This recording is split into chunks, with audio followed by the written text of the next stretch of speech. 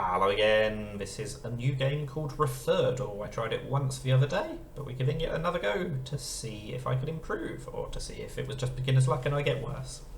So what's happened, in the top left grid, somebody's played a game of Wordle, and this is the colour combinations that they got. So for example, their first guess on the top row, the first three letters of their guess were grey, the fourth and fifth letters were yellow, meaning whatever the fourth and fifth letters were actually in the correct answer to their Wordle game, but not in those positions.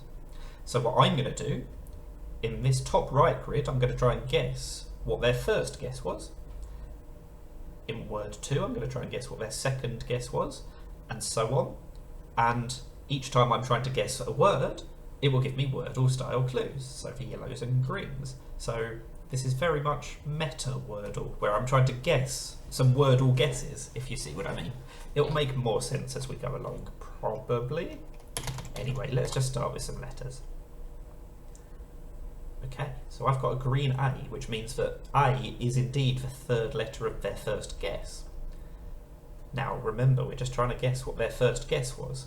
Of course, the fact that that's now in grey means that when we come to guessing word 2, 3, 4 and 5, they won't have used an A, because they'll have already known that it was grey from row 1. So let's keep our A in third place and try and guess the remainder of their first guess. Oh, okay. What's this second letter going to be then? T blank A. It's not toast. It's not an H in second place. That's also quite likely, I would have thought. Maybe twang? I couldn't think of anything else it could have been. I think it had to be a W in second place. But anyway, that's very nice. So we move on. Now, they always guess consistently and logically, so their second guess will have an N and a G in it, and not in those two positions. So let's try bingo to see if we can get the correct positions for the N and the G. It could be begun, of course, or something like that. And in fact, neither the G nor the N is in the correct place, so I think it has to be begun. It can't be begin anymore, because we just ruled out the I. We ruled out the A in their first guess. As I said, it's grey, so they won't have guessed it on the second guess. So I think this has to be begun. Very happy with that. Right, and now on this guess, we know that the G, U and N are going to be the first three letters of their guess, because they had them in yellow on their second guess, so they will have kept it on row 3, and on row 3, of course, they will still be yellow or green, which means they have to be in the first three positions. So, what words start with those three letters in some order? Can't be gunge, because we can't use the E, because, again, they found that that was grey on row 2, so they won't have reused it. There are lots of words starting G and A, like gnash or gnome, starting G and O, but I can't think of anything that starts G and U. Could it be UNG? Maybe, but unlikely. NUG also seems unlikely, so I'm thinking GUN have to be the first three letters in that order. But I can't work out what the last two letters could be. We would have a U, an O or an I if there's another vowel, but of course there doesn't have to be a vowel. Maybe it's just something horrible like gunky. Oh, I'm delighted to get that on the first guess. It was the only word I could think of.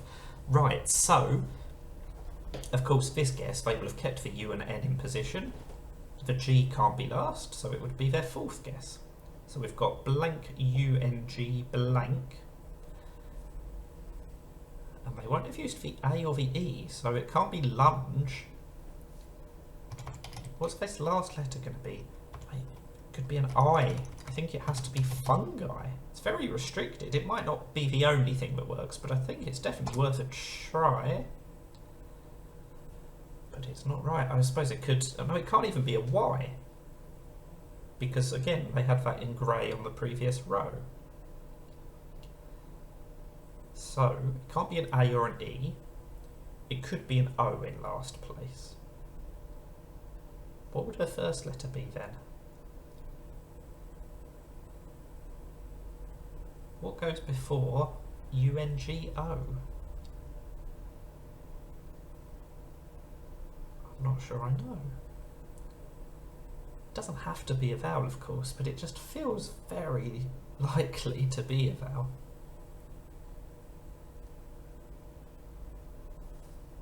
Mungo, is that a word? No. Oh, it turned yellow. I think that means it's not a valid answer, so I'm annoyed that it accepted it. Okay, I haven't learned anything except I've ruled out the O. So that last letter is either a vowel or a U.